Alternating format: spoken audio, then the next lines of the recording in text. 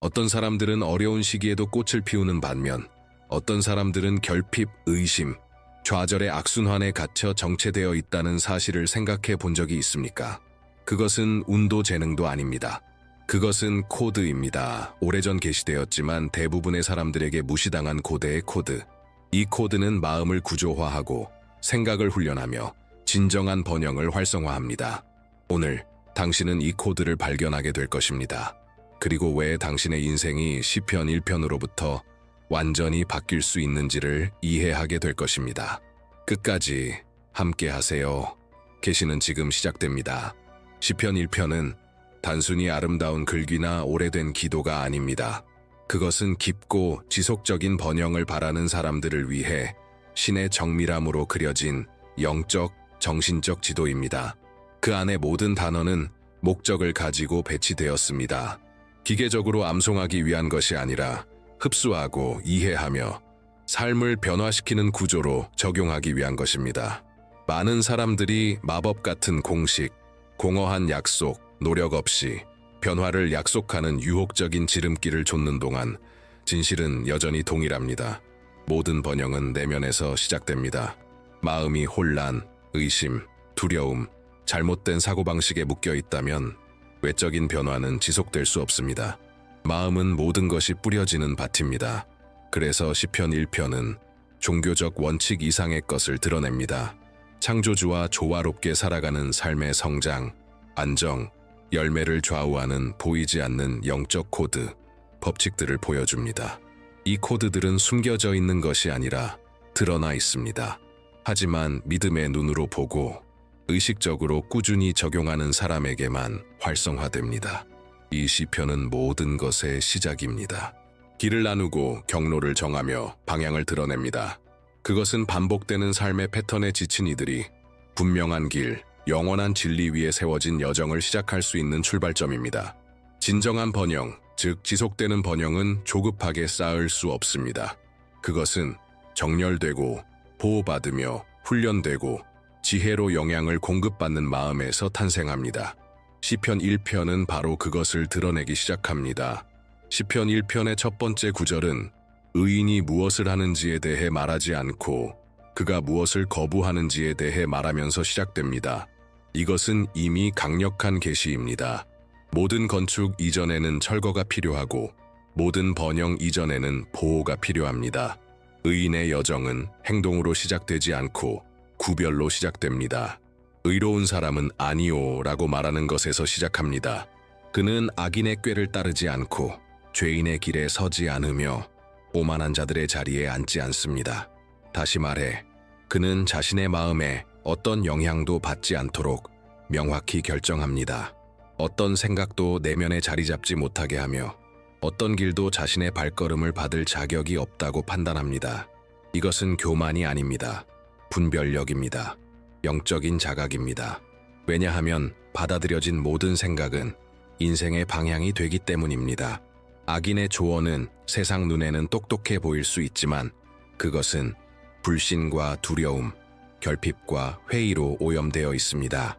그리고 이런 영향력이 반복적으로 마음에 들어오면 그것은 보이지 않는 행동의 기준이 됩니다. 나폴레온 힐은 이 점에 대해 매우 정확하게 경고했습니다. 그는 마음은 반복적으로 노출된 모든 것을 흡수한다고 말했습니다. 더 나아가 반복은 잠재의식을 형성한다고 했습니다. 의심 속에 사는 사람들과 함께하면 당신도 의심하게 됩니다. 끊임없는 비판을 들으면 자기 자신을 의심하게 됩니다. 부정적인 것을 소비하면 방어적인 삶을 살게 됩니다. 이것은 미묘하지만 파괴적인 과정입니다. 이것이 바로 보이지 않는 자기 파괴의 순환입니다. 처음에는 단지 듣기만 합니다. 다음에는 생각하게 됩니다. 그 다음에는 반복하게 되고 어느새 자신의 마음은 자기 것이 아닌 생각, 자기 것이 아닌 신념, 존재하지 않았던 한계에 의해 이끌리게 됩니다. 그래서 첫 번째 열쇠는 거절입니다. 오염시키는 것에 아니오 라고 말하는 것, 혼란스럽게 하는 것에 아니오, 마비시키는 것에 아니오. 의로운 자는 자신의 마음을 거룩한 땅처럼 보호합니다. 그는 조언을 필터링하고 환경을 선택하며 태도를 살피고 누구와 여정을 함께 할지 신중하게 결정합니다. 이것이 기초입니다. 이것이 진정한 번영의 첫 번째 방어선입니다. 이 말이 당신에게 의미가 있다면 지금이 당신의 입장을 정할 때입니다. 댓글에 이렇게 적어보세요. 나는 내 마음을 보호하기로 선택합니다. 이 선언이 바로 당신의 활성화 키입니다. 그것이 당신의 출발점입니다. 의로운 자가 무엇을 거부하는지를 보여준 후 시편 1편은 그가 무엇을 선택하는지를 드러냅니다. 그리고 이 선택이 변화의 기초가 됩니다. 그는 여호와의 율법을 즐거워하며 그 율법을 주야로 묵상합니다. 이제 초점은 보호에서 양육으로 바뀝니다. 의로운 자는 단지 오염되는 것을 피하는 데 그치지 않고 자신을 강화하는 것으로 자신을 채웁니다. 묵상은 종교적인 행위가 아닙니다. 그것은 영적이고 정신적인 재프로그래밍의 방법입니다. 그것은 건설적인 진리로, 고양시키는 원칙으로, 하늘과 마음을 정렬시키는 약속으로 마음을 채우려는 의도적인 결정입니다. 의로운 자는 자신의 마음이 밭이라는 것을 이해합니다. 그리고 그곳에 심겨진 것은 반드시 자라게 된다는 것도 알고 있습니다. 그래서 그는 말씀을 심습니다. 진리를 반복합니다. 지혜를 흡수합니다. 나폴레온 힐은 이 과정을 자기 암시라는 이름으로 설명했습니다. 우리가 현실로 만들고자 하는 생각을 자주 감정을 담아 반복하는 원리입니다. 그는 잠재의식은 강렬하게 반복되는 것에 반응한다고 가르쳤습니다. 그리고 잠재의식에 뿌리내린 모든 것은 결국 눈에 보이는 세계에 나타나게 됩니다. 그러나 이 진리는 성경이 수세기 전 이미 밝힌 바 있습니다. 의로운 자는 주야로 묵상합니다. 이는 끊임없는 반복을 의미합니다. 진리를 바탕으로 한 새로운 사고 패턴을 만드는 것입니다. 묵상은 수동적인 것이 아닙니다. 그것은 건축입니다. 보이지 않는 세계에서 새로운 운명의 기초를 파내는 일입니다. 생각을 다듬고 제한적인 믿음을 강력한 선언으로 바꾸며 혼란을 명확한 방향으로 전환하는 작업입니다. 하나님의 율법을 즐거워하는 마음은 자각에서 태어납니다. 의로운 자는 각 원칙이 도구이고 각 구절이 씨앗이며 각 반복이 새로운 정체성을 세우는 벽돌이라는 것을 이해합니다. 그래서 그는 말씀을 의무로 읽는 것이 아니라 선택으로 양식처럼 받아들입니다. 묵상이란 반복할 때까지 존재가 되는 것, 믿을 때까지 선언하는 것, 변할 때까지 흡수하는 것입니다. 이 과정 속에서 마음은 구조화되고 믿음은 강해지며 명확함은 굳어집니다. 묵상하는 자는 다스립니다. 다스리는 자는 씁니다. 그리고 진리 위에 세우는 자는 일관된 번영을 누립니다. 만약 당신이 견고한 기반 위에 마음을 세우고 싶다면 지금 이 영상을 마음의 혼란 속에 있는 누군가와 공유하세요. 이것은 단순한 공유가 아닙니다. 삶을 바꿀 씨앗을 뿌리는 행위입니다. 시편 1편 3절은 이 여정 전체에서 가장 강력한 이미지를 보여줍니다. 의로운 자는 물가에 심긴 나무와 같아서 철을 따라 열매를 맺으며 잎사귀가 마르지 않고 그가 하는 모든 일이 형통하리로다. 이것은 단지 아름다운 비유가 아니라 진리에 기반한 마음이 어떻게 작동하는지를 보여주는 정확한 영적 묘사입니다. 나무는 안정의 상징입니다. 바람에 흔들리지 않고 폭풍에도 무너지지 않으며 날씨에 의존하지 않습니다. 그것은 그 자리에 머무릅니다. 깊이 자랍니다. 그리고 무엇보다 중요한 것은 그것이 심겨졌다는 사실입니다.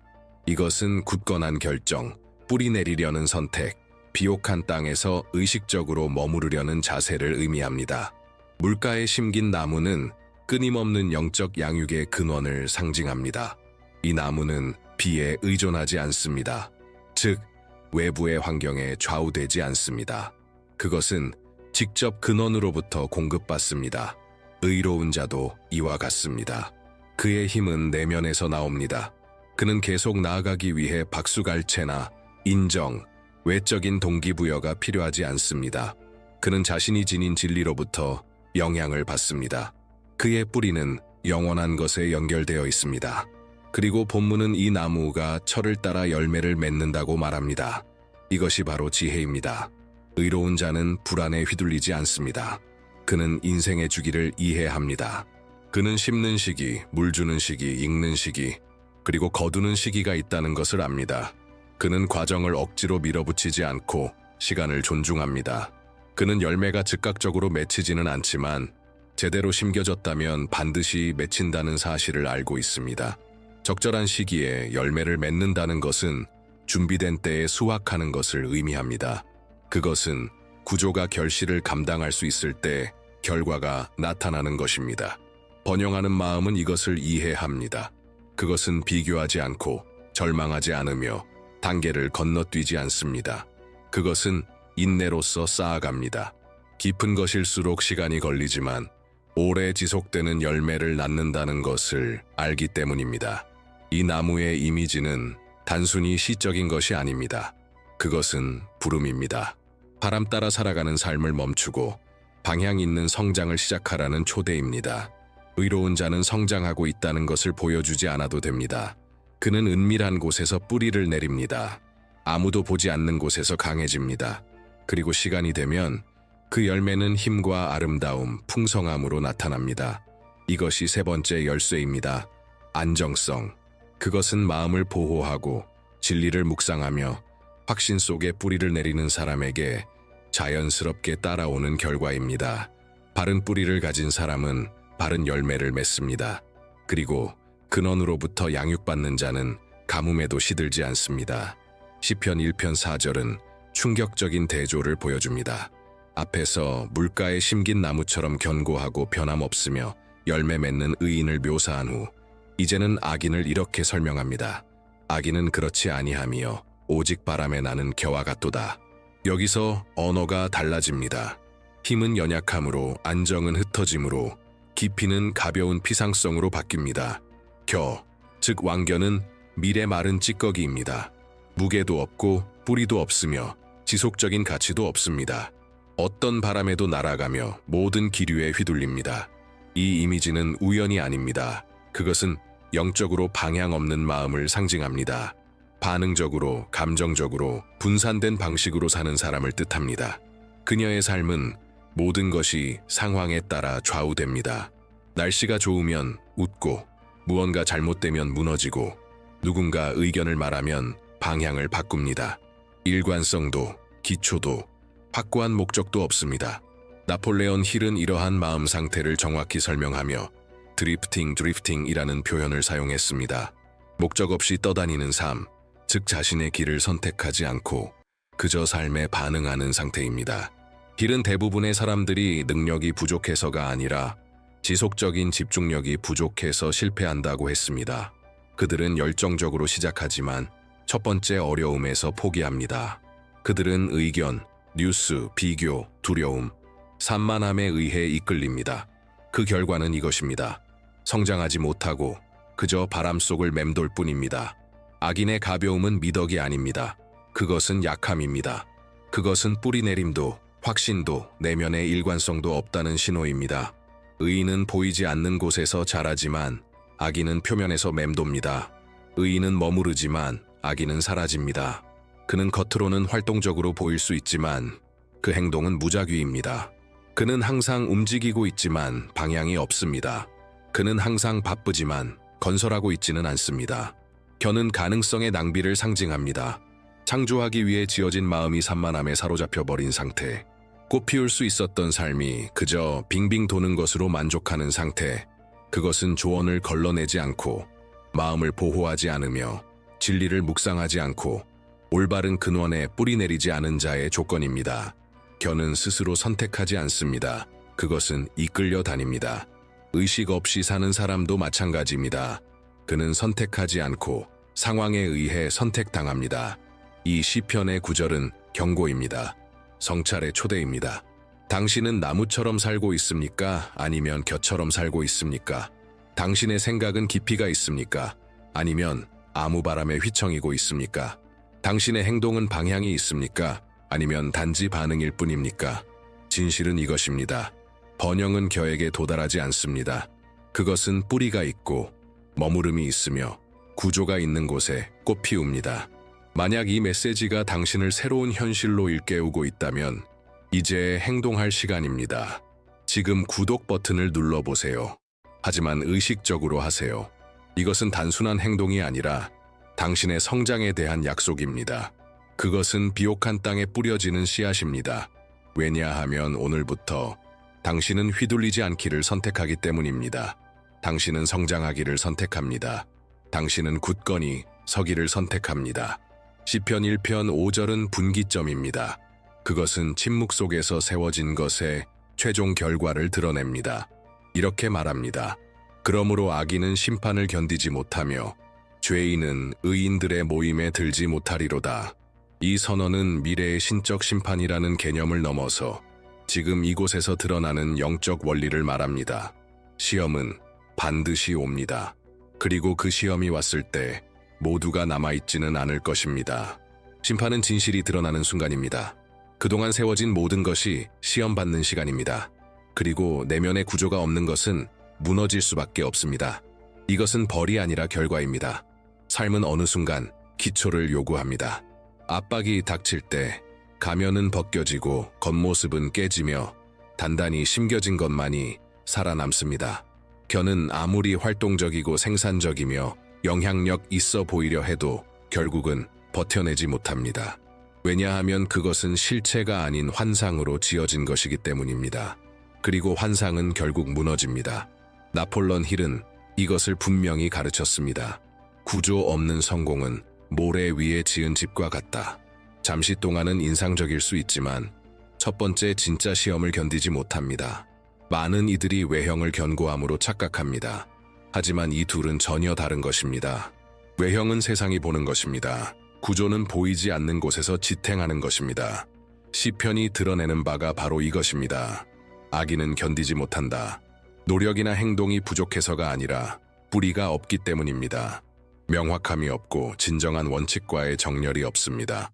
의로운 자가 견디는 이유는 그가 바람을 피하기 때문이 아니라 그가 뿌리를 내렸기 때문입니다. 악인이 무너지는 이유는 외부 공격 때문이 아니라 내면이 비어있기 때문입니다. 이것이 구조의 시험입니다. 삶이 압박할 때 견디는 이는 단단한 기반 위에 삶을 세운 사람입니다. 마음을 보호하기로 결단한 사람, 진리를 묵상한 사람, 올바른 근원에 뿌리 내린 사람입니다. 시편에서 말하는 의인들의 모임은 단순한 종교 집단이 아닙니다. 그것은 영적 현실입니다. 하나의 의식 수준입니다. 원칙에 따라 사는 사람들의 환경입니다. 명확하게 사고하고 목적을 가지고 행동하며 살아있는 믿음과 단단한 마음을 기르는 사람들. 이 분위기 속에서는 피상적인 것이 남지 못합니다. 공허함은 자리를 잡지 못하고 일시적인 것은 지속되지 않습니다. 이 시편의 부분은 책임에 대한 부름입니다.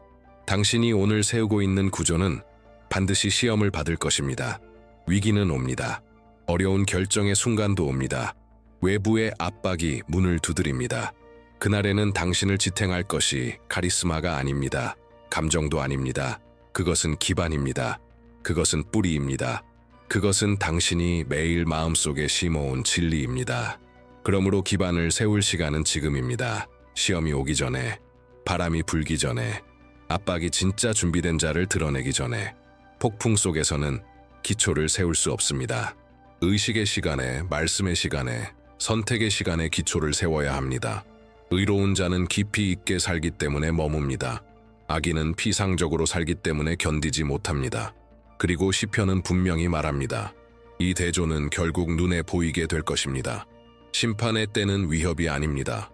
그것은 계시입니다. 그리고 그 계시는 모든 사람에게 찾아옵니다. 질문은 이것입니다. 당신이 지금 세우고 있는 것이 견딜 수 있는 것인가? 아니면 무너질 것인가? 그 결과는 당신의 내면 구조에 달려 있습니다. 시편 1편은 강력하고 결정적인 깊은 계시로 끝맺습니다. 무릇 의인의 길은 여호와께서 인정하시나 악인의 길은 망하리로다. 이 구절은 단순한 마무리가 아닙니다. 지금까지 드러난 모든 말씀 위에 씌워진 영적 인장입니다. 그리고 이 단순한 문장 속에는 우리가 깊이 이해해야 할 놀라운 깊이가 담겨 있습니다. 성경이 여호와께서 의인의 길을 아신다고 말할 때 그것은 단순히 관찰한다는 의미가 아닙니다. 성경에서 안다는 말은 단순히 존재를 인식하는 수준을 넘어섭니다. 안다는 것은 관계이고 친밀함이며 인정입니다. 그것은 그 사람의 여정에 직접적으로 관여하는 것을 뜻합니다. 하나님은 단지 그 길을 보시는 것이 아니라 그 길에 함께 하십니다. 인도하시고 지탱하시며 확증하십니다. 의로운 자는 혼자 걷지 않습니다. 그는 하나님의 임재가 지속적으로 함께하는 길을 걷습니다. 그는 알려진 자입니다. 이것은 그의 여정이 보호받고 그의 생각이 방향을 가지고 있으며 그의 걸음이 더 높은 힘에 의해 이끌린다는 것을 의미합니다. 이것은 공로의 문제가 아닙니다. 정렬의 문제입니다. 하나님은 원칙을 따라 걷기로 선택한 자를 아십니다. 하나님은 마음을 보호하고 진리를 묵상하며 겉으로 수확하기 전에 내면에서 자라기를 선택한 자와 동일시하십니다. 반면 본문은 악인의 길은 망하리로다 라고 분명히 말합니다. 여기서 말하는 것은 그가 가끔 실수한다는 뜻이 아닙니다. 그의 전체 길이 무너질 운명이라는 뜻입니다. 그것은 기초 없이, 방향 없이, 하나님의 인정 없이 세워진 길입니다.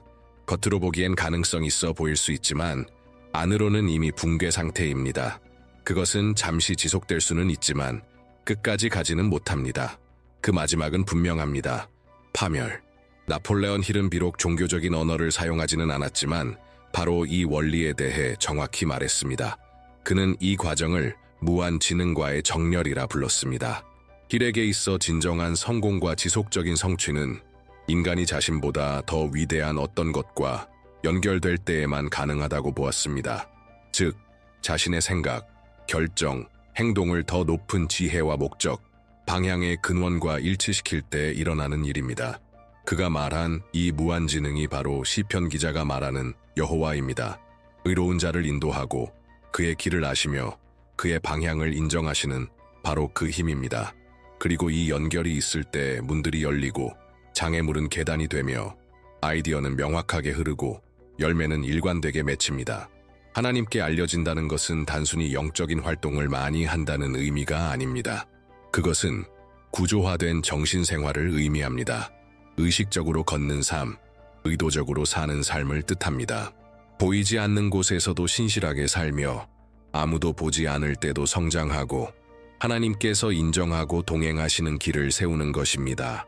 이 마지막 구절은 의로운 자의 가장 큰 차별점을 드러냅니다. 그는 보이는 자입니다. 그는 인도받고 있습니다. 그는 지지받고 있습니다. 그래서 그는 견딥니다. 자신의 힘이 아니라 하늘과의 언약 속에서 사는 삶이기 때문입니다. 악인은 외형에, 순간의 힘에, 타인의 의견에 의존하지만 의인은 방향과 함께 걷습니다. 그는 단순히 존재하는 것이 아니라 알려진 자입니다. 하나님께 알려졌다는 것은 그 여정이 실망으로 끝나지 않고 열매와 지속성, 완성된 목적 속에서 마무리된다는 보장입니다. 이제 시편이 완전히 풀어졌으니 실천할 시간입니다. 왜냐하면 계시는 실천 없이는 변화시키지 못하고 단지 정보로 남기 때문입니다. 지금까지 들은 모든 것은 단지 이해하기 위한 것이 아니라 살아내기 위한 것입니다. 그러니 이제 의로운 자의 마음을 구조화하는 5가지 열쇠를 요약하고 각각을 오늘부터 실천할 수 있는 구체적인 행동으로 연결해 봅시다. 첫 번째 열쇠는 거절입니다. 의로운 자는 아니오라고 말하는 것부터 시작합니다. 그는 자신의 마음을 거룩한 영역처럼 보호합니다. 실천 행동. 당신이 듣는 목소리를 필터링하세요. 받는 조언을 분석하세요. 마음에 들어오는 영향력을 점검하세요. 의심, 두려움, 결핍, 파괴적 비판을 뿌리는 것이 있다면 뿌리째 제거하세요. 거절은 곧 보호입니다. 두 번째 열쇠는 묵상입니다. 의로운 자는 여호와의 율법을 즐거워합니다. 그는 주야로 진리를 양식 삼아 살아갑니다. 실천 행동. 오늘 바로 의도적인 묵상의 시간을 만드세요. 하나님의 약속을 소리내어 선포하는 시간을 가지세요. 영원한 진리와 정렬된 선언문을 써보세요. 지혜로 당신의 마음을 프로그래밍하고 그 진리가 당신의 정체성이 될 때까지 반복하세요. 세 번째 열쇠는 안정성입니다. 의로운 자는 시냇가에 심긴 나무와 같아서 변함없이 자랍니다. 실천 행동. 당신만의 리듬을 정하세요. 조급함을 버리세요. 생각에서 생각으로, 아이디어에서 아이디어로 뛰어다니는 것을 멈추세요. 당신이 깊이 뿌리 내릴 것을 결정하고 그 자리에 굳게 서세요. 모든 뿌리는 자리를 잡는 데 시간이 필요합니다. 안정성은 일관된 반복에서 나옵니다. 네 번째 열쇠는 태조입니다. 아기는 바람에, 나는 겨와 같습니다. 가볍고 불안정하며 피상적입니다. 실천 행동, 당신의 마음 습관을 점검하세요. 충동적으로 행동할 때, 쉽게 산만해질 때, 집중을 잃을 때를 관찰하세요. 그 순간을 의도로 대체하세요. 모든 생각을 의식적으로 바라보세요. 휘둘리는 삶을 멈추고 건설하는 삶을 시작하세요. 다섯 번째 열쇠는 심판입니다. 시험은 반드시 옵니다. 구조가 없는 자는 견디지 못합니다. 실천 행동, 지금 당신의 기반을 다지세요. 보이지 않는 영역에 집중하세요. 내면의 훈련을 강화하세요. 위기가 닥치기 전까지 기다리지 마세요. 지금 명확함이 있을 때 하세요. 폭풍 전에 세워진 구조만이 모든 계절을 견딜 수 있습니다. 이 다섯 가지 열쇠는 단순한 아이디어가 아닙니다. 그것은 매일 실천할 때 당신의 운명을 형성하는 영적이고 정신적인 도구입니다. 지속되는 번영은 작지만 일관되고 의도된 행동에서 태어납니다. 그리고 지금이 결단을 심을 순간입니다. 이렇게 선언해보세요. 나는 진리에 뿌리 내린 마음이다. 이 문장은 단순한 말이 아닙니다. 그것은 당신의 의식이라는 밭에 뿌려지는 씨앗입니다. 그것은 새로운 내면 구조의 시작입니다. 믿음으로 선언하세요. 의도를 가지고 선언하세요. 목적을 품고 선언하세요. 왜냐하면 진심으로 선포된 것은 현실로 변화되기 때문입니다. 이 여정의 끝에 도달했지만 진짜 시작은 지금 당신 안에서 시작됩니다. 왜냐하면 여기서 드러난 모든 것은 종교에 관한 것이 아니며 이름표나 의식에 관한 것도 아닙니다. 이것은 결단에 관한 것입니다. 이것은 정열에 관한 것입니다. 이것은 당신의 마음이 바치며 무엇을 심을지 당신이 선택한다는 사실에 대한 각성입니다. 당신은 매일 당신의 의식을 무엇으로 먹이느냐에 따라 당신의 삶을 세워가고 있는 것입니다. 시편 1편은 당신에게 어떤 전통을 따르라고 부르지 않습니다. 그것은 당신의 내면 구조에 대한 책임을 지라고 요청합니다. 어디에 뿌리 내릴지 선택하라고 합니다. 무엇을 거절할지 결단하라고 합니다. 무엇으로 양육될지를 정하라고 합니다. 그리고 가장 중요하게는 진정한 번영은 찾는 것이 아니라 안에서부터 세워지는 것임을 이해하라고 말합니다. 나무는 자라기 위해 소음을 내지 않습니다. 그것은 조용히 근원에 단단히 붙어 있으면서 성장합니다. 아무도 보지 않아도 뿌리는 깊어집니다. 그 구조는 보이지 않는 곳에서 강해집니다. 그러나 때가 되면 열매는 나타납니다. 그리고 그것은 풍성합니다. 왜냐하면 모든 깊은 것은 일관되게 꽃피기 때문입니다. 당신은 결정할 수 있습니다. 나무가 될 것인지, 겨가 될 것인지, 의식적으로 세울 것인지, 산만하게 살 것인지, 근원으로부터 양육받을 것인지, 비에 의존할 것인지, 그 차이는 결정에 있습니다. 집중에 있습니다. 당신의 마음을 강하게 하고 여정을 지탱하는 것을 날마다 반복하는 그 선택에 있습니다. 그리고 이것을 명확히 기억하세요. 근원을 가진 자는 결코 마르지 않습니다. 뿌리를 가진 자는 항상 꽃 피웁니다. 당신의 마음이 그 비옥한 밭이 되기를, 당신의 믿음이 그 뿌리가 되기를, 그리고 당신의 열매가 진리에 기반한 삶의 증거가 되기를 바랍니다. 선택은 당신 앞에 놓여 있습니다. 이제 그것은 당신의 몫입니다.